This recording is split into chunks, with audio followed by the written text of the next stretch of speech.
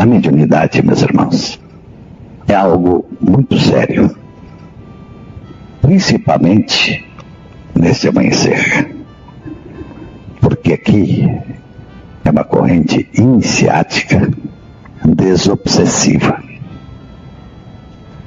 Então, meus irmãos, à medida que nós vamos caminhando, vão desenvolvendo também os nossos chakras. Vamos conversar rapidamente por isso, porque tem muito livro, muita coisa, mas não importa quantos são. O que importa é que os senhores saibam que esse desenvolvimento chácrico existe. E ele é físico. Ele não é só etérico, ele é físico. Então, um médium jamais deixará de ser médium. Até o seu desembarque ele vai ser médium. E com tristeza, nós vemos muitos mestres levar essa mediunidade, às vezes na vaidade, às vezes na brincadeira, às vezes utilizando a mediunidade em benefício próprio. Quando fala em benefício próprio, meus irmãos, não é só para ganhar dinheiro, não. Qualquer intenção que você use a mediunidade, que não seja para lei de auxílio, você está usando essa mediunidade em benefício próprio. E isso é muito sério. No espaço, nos mundos etéricos, há muitos espíritos sofrendo muito por terem usado a sua mediunidade em benefício próprio. Meus irmãos, ser médium é uma faca de dois gumes. Não existe um médium que fique na coluna do meio. Ou ele está fazendo bem no exercício da sua missão, ou não está.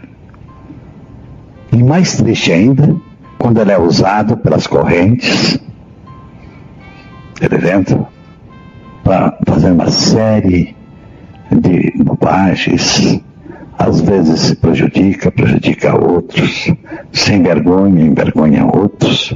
Por quê? Porque ele não tem conduta, ele não tem equilíbrio, e está sendo usado pelos espíritos da lei negra. Meus irmãos, essas entidades são muito sutis. Às vezes, o médium pensa que é ele e não é mais ele.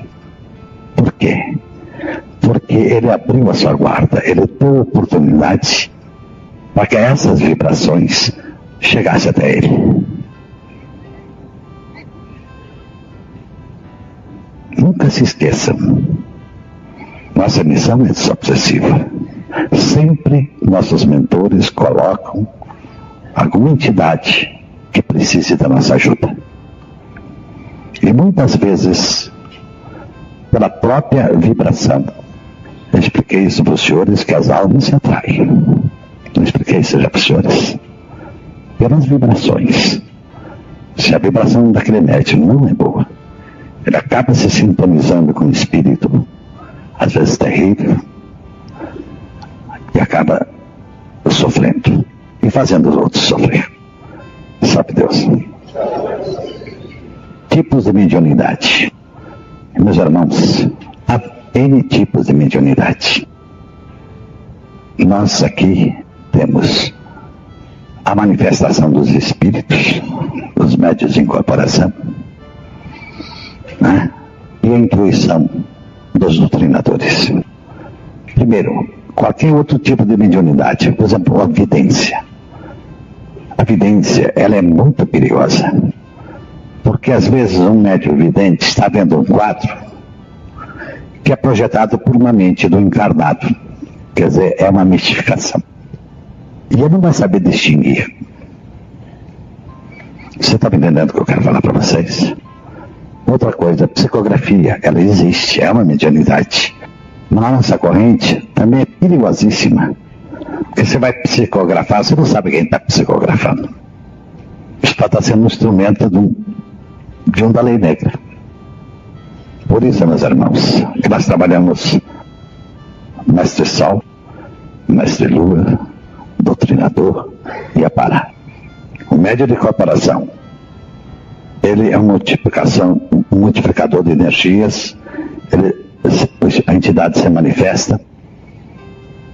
No segundo está um anjo, no outro segundo já está o demônio ali manifestado. É a função dele. E a grande responsabilidade nessa corrente é dos doutrinadores.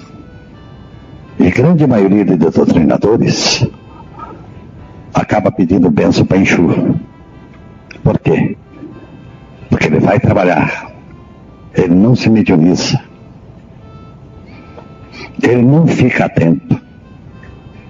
E de uma hora para outra, um segundo, começa uma mistificação de um espírito. E ele não percebe. Isso é muito sério. A garantia, o Apará, ele não tem culpa. Essa entidade está mistificando.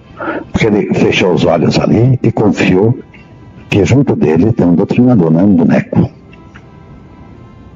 Salve Deus. Você me escuta da franqueza, mas é isso mesmo. A grande responsabilidade das interferências, das mensagens truncadas, tá? A responsabilidade única e exclusivamente é do doutrinador. Que Deus nos deu uma mediunidade em que nós não precisamos fechar os olhos, que nós não saímos, né? Não ficamos em fusão, não saímos né? Nós estamos, pelo contrário, naquela hora, se nós estivermos mediunizados, estivermos sintonizados, nós estamos uma precisão, a nossa razão funciona com a maior precisão possível. Principalmente casais, marido e mulher, namorado, que estão acostumados a trabalhar junto, é ali que acontece muita coisa. Porque o doutrinador confia, poxa, esse aparelho eu conheço há tanto tempo, né? É minha esposa, eu conheço o aparelho que eu tenho. Mas assim mesmo você fica alerta. Porque na primeira chance pode acontecer uma mistificação do espírito. E tem mais. Quanto mais força tiver no Apará, mais perigoso ele é. Por quê? É que nem uma estação de rádio, televisão. Quanto mais potente, mais longe ela alcança, não é assim? O aparelho de incorporação é a mesma coisa. Como nossa missão é a cura desobsessiva, nós temos que estar atentos, senhores doutrinadores. Muito atentos. Sabe Deus.